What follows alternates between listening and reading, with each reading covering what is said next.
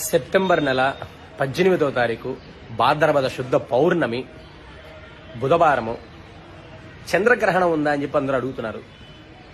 రాహుగ్రహస్థ చంద్రగ్రహణము మన భారతదేశంలో ఎక్కడా కూడా కనిపించదు. సెప్టెంబర్ నెల 18వ తారీఖు చంద్రగ్రహణము మన భారతదేశంలో ఎక్కడా కూడా కనిపించదు.